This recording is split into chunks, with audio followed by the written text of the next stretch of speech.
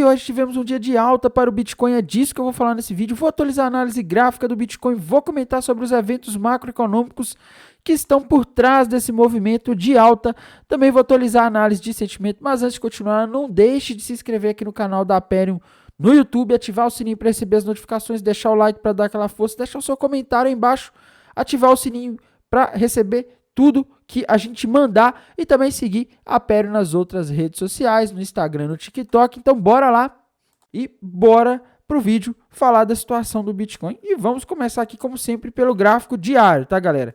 Gráfico diário sem grandes novidades, o mercado tá embolado aqui, tá? Difícil a gente conseguir identificar algum padrão novo aqui, tal, que a gente tem aquele topo duplo que o Bitcoin começou a romper para baixo nos últimos dias, mas não deu sequência ao rompimento, tá? O mercado voltou e praticamente invalidou esse padrão. E o que eu estou conseguindo ver aqui no gráfico de 1 hora ou de 4 horas, talvez fica até mais fácil de enxergar isso daqui, é uma possível cunha descendente, que é um padrão que normalmente indica alta, tá? Quando eu olho o gráfico do Bitcoin aqui, eu vejo ele formando aqui no gráfico de 4 horas uma possível cunha descendente que já foi rompida para cima, viu, meus amigos? Então, assim, o gráfico do Bitcoin está indicando que a gente pode ver uma subida aí nos próximos dias, talvez até horas, tá? Não dá para saber exatamente quando vai buscar o alvo, mas se a gente fizer uma projeção aqui desse padrão gráfico para cima, para tentar entender até onde o Bitcoin pode subir, né, de acordo com o gráfico, a gente vê alvo para o Bitcoin lá na região dos $67.700 aproximadamente, tá? Só tem um probleminha no meio dessa confusão toda, galera.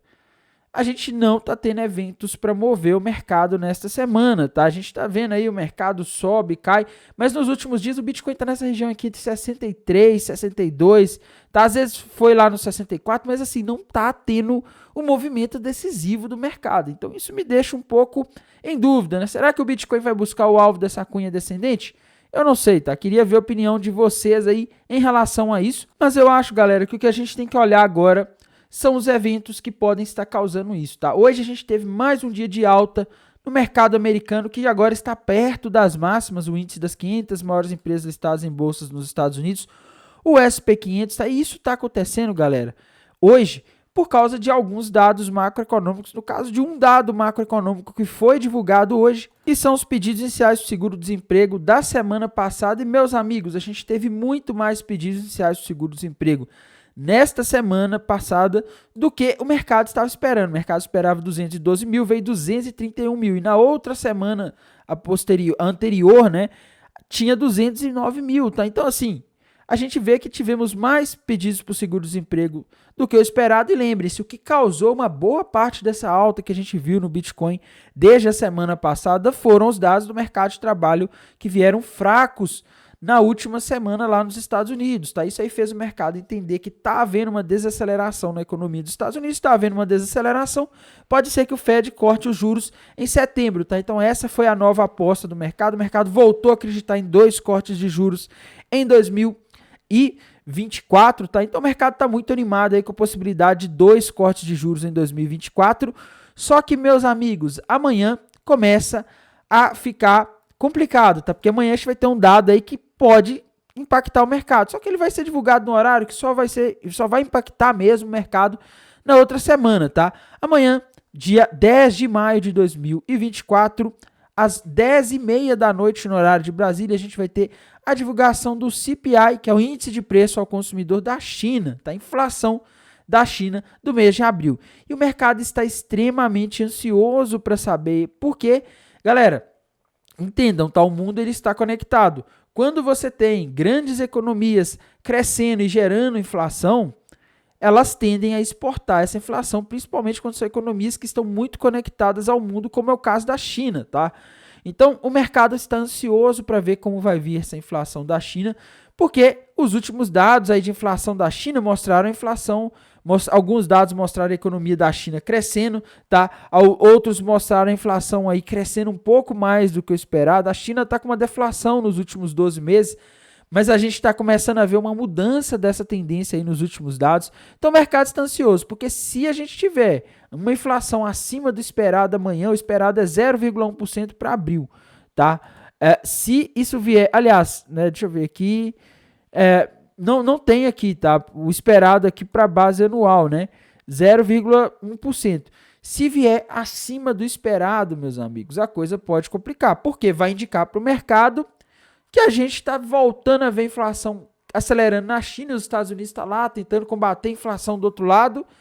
Se isso acontecer, a gente pode ver o Banco Central dos Estados Unidos sendo forçado a não cortar juros a partir de setembro. Tá? Então isso aí poderia mudar a narrativa que está deixando os mercados animados nos últimos dias. Lembre-se, a gente está com bolsas americanas perto das máximas, tá? E não é só esse dado, galera. Esse dado é o que a gente vai ter amanhã, né? Ele vai sair sexta-feira à noite, então horário que todos os mercados estão fechados. Então se ele vier aí ruim ou de uma forma que o mercado não gosta, o mercado só vai reagir lá para segunda-feira, tá? Então ele não vai reagir amanhã de noite, mas na próxima semana, meus amigos, a gente vai ter muita coisa, tá? Semana que vem, galera, a gente vai ter dado de inflação ao produtor dos Estados Unidos na terça-feira, discurso do Jerome Powell, então o mercado vai estar de olho para ver o que ele vai falar, dependendo do que ele falar, ele pode jogar um balde de água fria no mercado.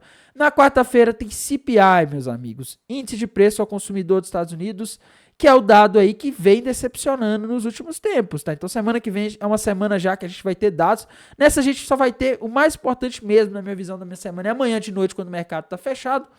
Então por isso que o mercado ele tá meio tedioso nessa semana, mas semana que vem o bicho vai pegar e a gente pode ter direção novamente nos mercados, enquanto a análise de sentimento segue praticamente neutra, tá? Quando a gente olha aqui os indicadores do TRDR, o Open Interest ele andou dando uma subida aí, né, nas últimas horas, só que o Long Short Ratio tá meio que parado, tá? Ele não tá fazendo movimentos aí muito definitivos, né? Então fica uma situação aí em que a gente está vendo sim o Open Interest subindo, o Long Short Rate subindo também, né? Mas não sei, tá? Não consigo ver muita expressividade nesse dado. E como se não bastasse o tédio dessa semana, o mapa de calor foi atualizando. E aqueles pontos em que estava muita liquidez ali abaixo de 58 e 56 mil dólares, agora está com menos, tá? Ainda mostra aqui alguma liquidez referente aos últimos 7 dias, mas à medida que o tempo vai passando, esse mapa vai ignorando a liquidez que existia nos outros dias, tá?